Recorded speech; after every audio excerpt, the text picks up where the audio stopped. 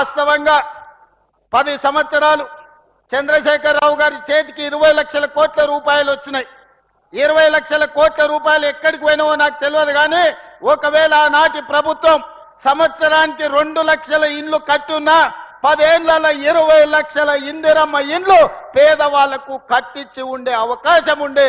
Double bedroom ఇండ్ల పేరు మీద పేదల్ని దగా చేసిండు తప్ప ఏ ఒక్కరికి కూడా ఇల్లు ఇవ్వలే. అందుకే ఈనాడు ప్రతి సంవత్సరం మన వెసులుబాటును బట్టి ప్రతి పేదవాడికి, చివరి పేదవాడికి కూడా ఇందిరమ్మ ఇల్లు మంజూరు చేసి ఆత్మ గౌరవంతో బ్రతికే విధంగా ఈరోజు ఇందిరమ్మ ఇండ్లను కొనసాగిస్తున్నాం. రాజశేఖర రెడ్డి గారు ప్రవేశపెట్టిన ఇందిరమ్మ ఇండ్ల పథకాన్ని ఈనాడు మన ప్రభుత్వం కొనసాగిస్తుంది. ఎక్కడ కూడా రాష్ట్రాలు వేరైనా, ఈనాడు ఆ పార్టీలు వేరైనా, వాళ్ళ కుటుంబాలు వేరే పార్టీలో ఉన్నా ఎన్టీ రామారావు గారిని, వైఎస్ రాజశేఖర రెడ్డి గారిని ఆదర్శంగా తీసుకొని తెలంగాణ రాష్ట్రంలో సంక్షేమ పథకాలను అమలు చేసే ప్రయత్నం మన ప్రభుత్వం చేస్తుంది. అది అమలు చేయడానికి నా సహచర మంత్రివర్గ మిత్రులు అందరూ ఇవాళ మనకు సహకరిస్తున్నారు.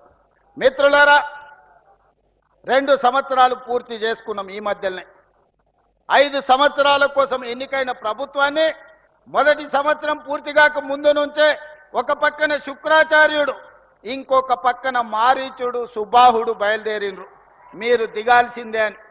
శుక్రాచార్యుడి గురించి, మారీచుడి గురించి నాకంటే రామాయణం తెలిసిన మీకే ఎక్కువ తెలుసు.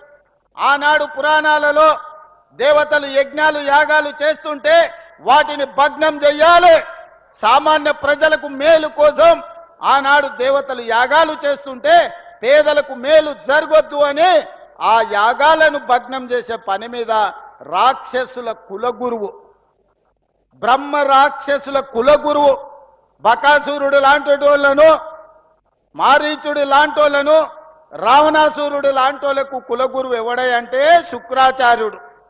భూ బకాసురులకు, ఈరోజు భూ కబ్జాదారులకు, ఈరోజు హత్యలు చేసేటోళ్లకు, ఆక్రమించుకునేటోళ్లకు అధికారాన్ని అడ్డం పెట్టుకొని తెలంగాణ రాష్ట్రాన్ని దోసుకునేటోళ్ళకు కూడా ఒక శుక్రాచార్యుడు రాక్షస కులగురువు ఉన్నాడు. ఎక్కడున్నాడా? ఎర్రవల్లి ఫామ్ హౌజ్లో ఉన్నాడు. ఎర్రవల్లి ఫామ్ హౌజ్లో ఉండి పన్నాగాలు పన్నుతుంటాడు. శకుని మామ పన్నినట్టు పన్నాగాలు పన్నుతుంటాడు. దుర్యోధన వంశాన్ని వెంబడి పెట్టుకొని ఏదో రకంగా ఈరోజు కుట్రల కుతంత్రాలతోని ప్రజా పాలనను, పేదల ప్రభుత్వాన్ని పడగొట్టాలని ఆలోచన. శుక్రాచార్యుడేమో ఫామ్ హౌస్కి పోయిండు, మారుచీరుడు సుబాహుడేమో బావా బామ్మార్దుల ముసుగులో అసెంబ్లీ లోపలికి వస్తుండ్రు.